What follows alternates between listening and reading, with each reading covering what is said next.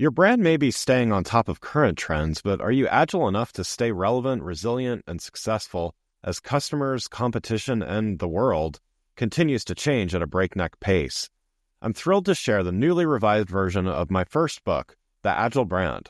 I'm calling it The Agile Brand Revisited. It's been updated to reflect our continually changing world, and it provides 7 principles that form the backbone of an agile brand, offering detailed insights and actionable steps for incorporating them into your business strategy. This is the book that started it all, and I'm excited to share it with you. It's now available in print and digital formats and available everywhere. Learn more by going to the Agile Brand Guide website at www.agilebrandguide.com. Welcome to Season 5 of The Agile Brand with Greg Kihlstrom, where we talk with enterprise and technology platform leaders about the people, processes, and platforms that make marketing and customer experience successful, scalable, and sustainable. This is what creates an agile brand. I'm your host, Greg Kihlstrom, advisor and consultant for Fortune 1000 marketing and CX leaders and teams as principal and chief strategist at GK5A, and best-selling author, keynote speaker, entrepreneur, and Agile certified coach. The Agile Brand podcast is brought to you by TEKsystems, an industry leader in full-stack technology services, talent services, and real-world application. For more information, go to teksystems.com. To sign up for the Agile Brand newsletter and get the latest insights and articles on marketing technology and CX, or to purchase a copy of my latest book, House of the Customer, go to gregkihlstrom.com. You can also find all my books on Amazon and other retailers. And now on to the show. Braze recently released its 2023 Customer Engagement Review, and there are a number of interesting insights found within it relating to the customer experience. Today, we're going to talk about 3 of the key insights within this report. And to help me discuss this topic, I'd like to welcome April Mullen, Senior Director of Content Strategy at Braze. April, welcome to the show. Thanks for having me. It's exciting to be here. Yeah, looking forward to talking about this with you. So why don't we start by you giving a little background on your role at Braze, as well as, for those that may be a little less familiar, a little bit about what Braze does. Sure. I'm the Senior Director of Content Strategy at Braze. This means I lead our global content team, and we create content that fuels awareness and pipeline for marketing activities happening across our marketing organization. And so my team and I, we work really hard to create content that is differentiated, helpful, and truly drives value for our customers and future customers. And as far as what Braze does, we're a customer engagement platform that powers customer-centric interactions between consumers and the brands they love in real time across channels. And to give some examples, we do this for both out-of-product channels like email, mobile push, web push, and SMS, but also in-product channels like in-app messages, in-browser messages, OTT and TV messages, which is super exciting. And then we have this product called Content Cards, which allows you to embed personalized content in your app or website. And so it's really exciting every day to see brands like Burger King, HBO Max, although they're now called Max, and Canva using our solution to create amazing customer experiences. Wonderful. Well, yeah, so we're here today to discuss Braze's 2023 Customer Engagement Review, and we're going to discuss 3 key insights that it highlights. So the first insight from the report is that in the face of economic instability, brands are focusing on retention. So what do companies that are focusing on retention do that may be a big shift for some companies and teams? Yeah. And before answering those questions specifically, I want to take a moment just to talk about the big shift happening as it pertains to retention. Yeah. So in our study, we found a 36% rise in companies investing the majority of their marketing budget in customer retention. So it appears that retention might finally be getting the attention it deserves. And in 2022, just to give you a comparison, 45% of brands said they spent more than half of their marketing budget on retention versus 33% in 2020. Oh, yeah. So I've noted that measurements like customer lifetime value or CLV should be top of mind for brands as well. What kind of measurements, including CLV and others, should brands be thinking about when they're focusing on retention? Yeah. As far as measurement goes, CLV is obviously a very good metric, as you mentioned. But other things I see brands doing are measuring return on investment. Like that is a huge theme this year. Payback period on their cost to acquire customers, that spend to speed up return on investment, the time between purchases and ways to tighten that window, customer satisfaction, increasing average order value, net promoter score. These are still very important.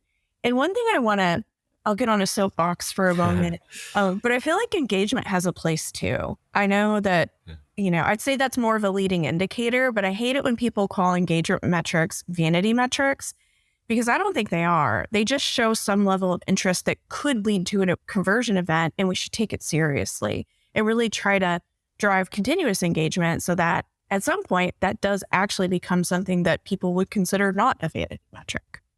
Yeah, I think a lot of brands may call them vanity metrics because they haven't quite tied them to whether it's acquisition, retention, whatever the case may be, right? So in other words, kind of attributing engagement as part of the lifetime value of the customer. Yeah, exactly. So the second top trend in customer engagement in 2023, as outlined in the report by Braze, is that data management remains a big challenge. So I'm sure many listening to this podcast can relate to this, but to get more specific, can you talk a little bit more about this? What are some of the key data management challenges that brands are currently facing? Yeah, we're seeing two challenges when it comes to data management. We found that the first thing is there's too much data. 80% of companies say they are collecting way too much, resulting in information on hand that they can't really use effectively. And then the other challenge is around capability gaps. So 42% of marketers said the top challenge within data management is working with internal data scientists, BI teams, who don't understand marketing priorities, while 38% cited a lack of data skills among marketing talent. So two pretty monumental challenges that are faced by marketers when it comes to data management. Yeah. And so how does these data management challenges affect customers? What does it feel like as a customer when there are data management challenges? I mean, it's just the experience is bad. I mean, you see it every day with companies that, you might do something with them online and then you go in the store and they really just don't know who you are. They don't recognize the loyalty you've had. They don't know that you've been a customer for 15 years and you've spent tens of thousands of dollars maybe. It's out there in the wild every day. Sadly, I feel like that is more commonplace than kind of the good experiences that consumers expect. Consumers are way ahead of us when it comes to their expectations and then in what a lot of brands are delivering. Yeah. And so realizing there's probably a lot of different types of challenges and certainly different challenges in different industries, but just generally speaking, what's a first step for a brand to take that's facing some of these challenges? Yeah, I think there are several things that marketers can do. They need to be more intentional about the data that they collect and mapping their collection strategy to concrete use cases, metrics, and goals. I feel like a lot of companies are, they want to hoard a lot of data, but that's actually the wrong way to go about it. Because what happens is, again, this challenge unfolds where they have too much data, they don't know how to use it. And even sometimes they still don't have the data that they need to power use cases that they come up with. So, we think looking at data measurement factors like, frequency of orders, customer count, order value, average sessions per user, a lot of different engagement metrics. Those are good things to collect. Another thing is, marketing, product, and data teams have to align to avoid data silos, because that introduces opportunities for errors and it serves as a barrier to real-time messaging. And it just creates a lot of work. Like it almost becomes like, just an assembly line of passing work around to other teams, but then like it doesn't necessarily, it's producing a lot of overwork and a lack of efficiency and still not leading to the result that, the marketers want and the consumers want. And then marketers that strive to build closer relationships with their data counterparts, they'll be able to better test, experiment, and evolve customer experience in order to improve successful business outcomes. So we have a customer, I don't have permission to name them, but they're a fast casual chain, and they meet every single week with their data counterparts, even their finance folks, and they have this cross-functional, almost like board of directors, where they consult and they talk about things. So everyone's on the same page, everyone's fluent in what they're supposed to be doing, and that includes their data collection strategy and what's going to be a priority in terms of their BI team getting involved in making sure that they're delivering the right thing. Before we continue, I wanted to share a key strategic resource that a majority of the Fortune 500 are already aware of. Finding the best technology, business, and talent solutions is not easy. With business demands and competitive pressures mounting, you need to be able to design, deploy, and optimize your technology to provide leading customer experiences while driving business growth. Those of you that have been listening to this show for a while know that this podcast is brought to you by TEKsystems, a global provider of technology, business, and talent solutions for more than 80% of the Fortune 500. TEKsystems accelerates business transformation for their customers. Whether you're looking to maximize your technology ROI, drive business growth, or elevate customer experiences, TEKsystems enables enterprises to capitalize on change. Learn more at teksystems.com. That's TEK systems.com. Now let's get back to the show.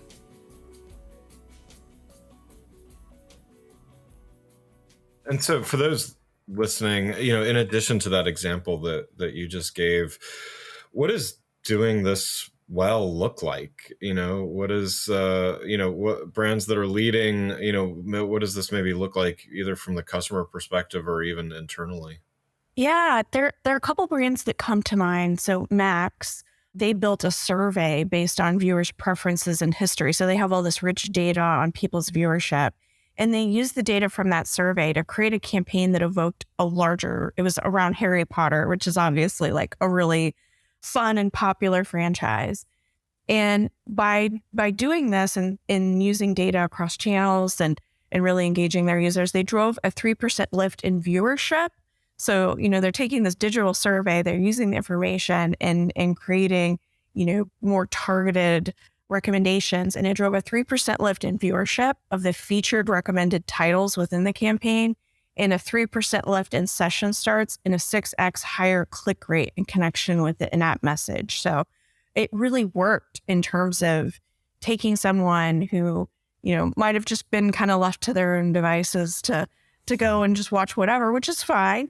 But they wanted to make sure that people knew that there was something exciting there that would be relevant to their interests. And it definitely worked in terms of the engagement.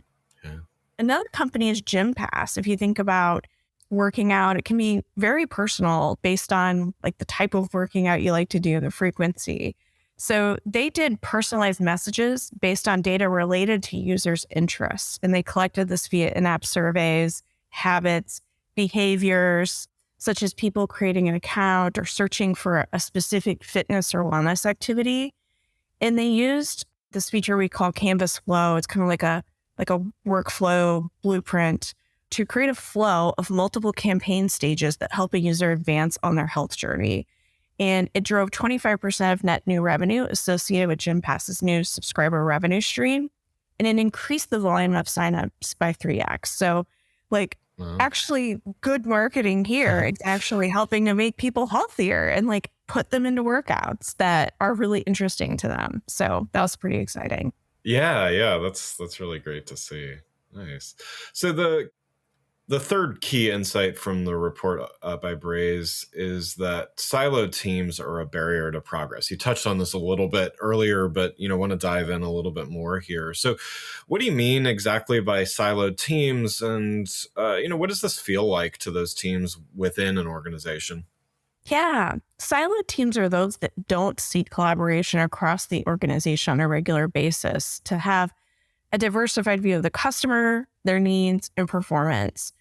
And, this really for teams internally, what it does is it makes, your BI team that you might be requesting data from, they may have no idea like what type of end experience you're trying to drive.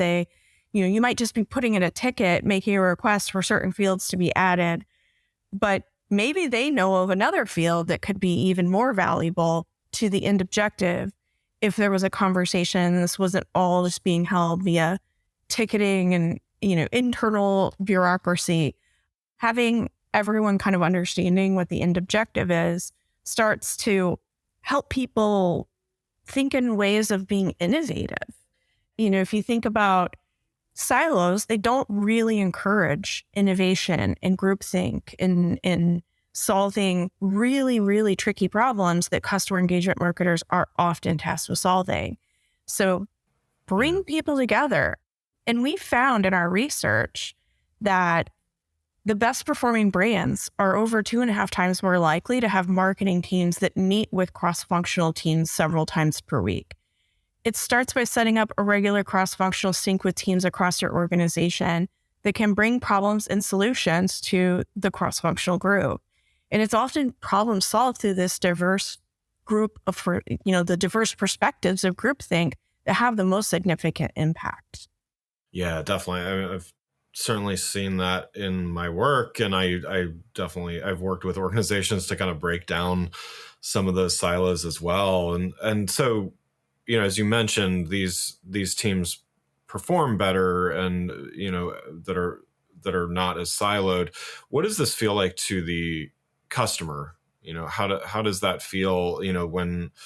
When there are less barriers between kind of arbitrary departments and teams and things like that. Yeah, it's a situation where you maybe open an app and it's already recommending something.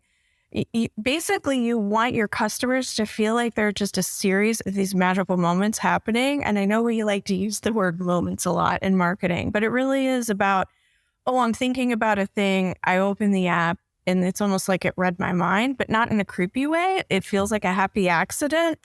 Like that is really what we're trying to deliver. Even I think moments of anxiety, we often as marketers like to, mostly focus on the things that are just about driving revenue and making recommendations.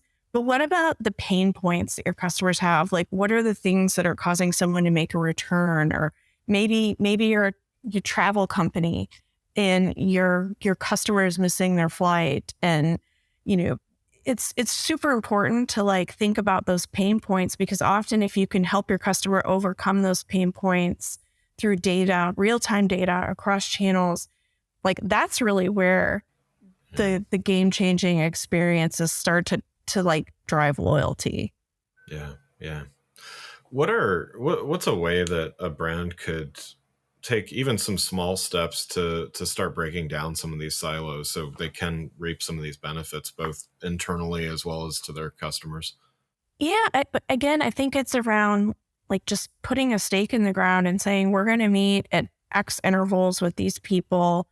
I'm even doing this myself here at Braze. I've set up a small cross-functional group where we're meeting and we're talking through the different things we're all kind of tasked with managing and trying to figure out how do we all work together? Where is even just right now, we're establishing where is the overlap? If we were a Venn diagram, where are our overlaps and how can we help each other?